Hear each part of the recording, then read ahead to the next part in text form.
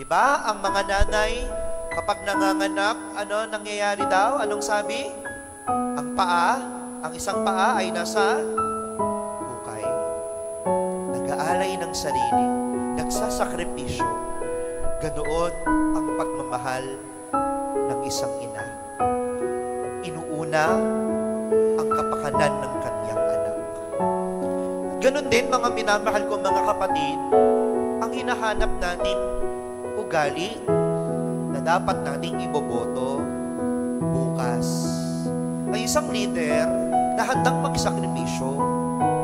Ang isang leader na handang ibuwis ang sarili.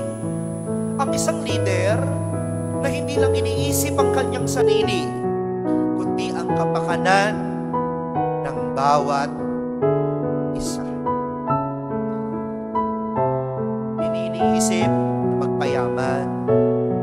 Hindi iniisip na paglingkuran siya, kundi siya ang maglilingkod. Siya ang magsasakripisyo. Uunahin ng iba.